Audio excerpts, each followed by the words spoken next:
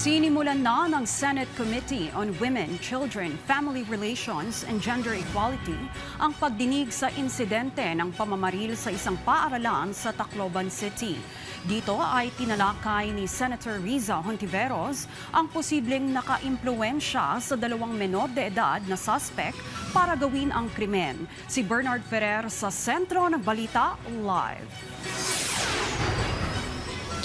Trixie, sa tinig ng Senado kaugnay ng pamamaril sa Tacloban City, sinabi ni Senador Riza Hontiveros na may indikasyon na naimpluwensyahan ito ng grupong 764 na nagsimula sa Texas, USA. Natalakay din sa pagdinig ang posibleng review sa probisyon ng Juvenile Justice and Welfare Act. Sa pagdinig ng Senate Committee on Women, Children, Family Relations and Gender Equality, sinabi ni Senador Riza Hontiveros na ang naganap na pamamaril sa isang paaralan sa Tacloban City ay posibleng naimpluwensya ng grupong 764 na nagsimula sa Texas, USA.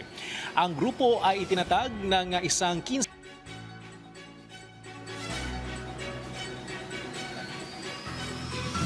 Ang modus ng grupong ito, maghanap ng mga vulnerableng minors online at hikayatin na gumawa ng kahindik-hindik na bagay. Sabi mismo ng FBI, the leaders of the group are pushing victims to create graphic pornography, to harm family pets, to cut themselves with sharp objects, or to even die by suicide. Nilinaw naman ni Hontiveros na hindi niya layunin na ipagbawal ang online games, kundi ang protektahan ang kabataan. Wala akong sinasabi na ang naglalaro ng games ay gagawa ng karahasan in real life. Fake news po iyon. Maraming kabataan ang naglalaro para magpahinga, makipagkaibigan, matuto at maglibang. Malinaw po sa akin, hindi games o gaming community ang kalaban.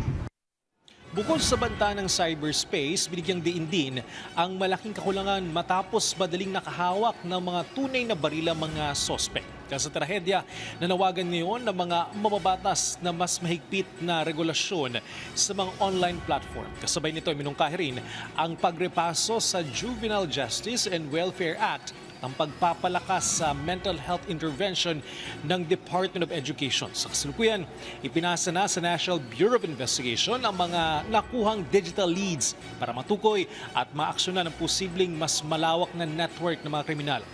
Hinapa naman ni Senador Raffy Tulfo ang Tacloban LGU ng sarili nitong bahay pangarap na nagsisilbing rehabilitation facility para sa mga children in conflict with the law.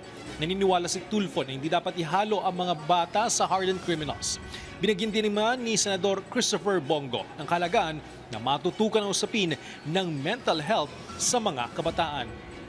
Trixie, sa nagpapatuloy na pagdinig ng komite na pinanumumunuan ni Senador Riza Hontiveros, binigyan din dito ng mga eksperto ang paggabay ng mga magulang para hindi ma-expose sa mga delikadong online games ang kanilang mga anak. Ngayon din ang tamang suporta ng kanilang pamilya at mga kaibigan. Trixie.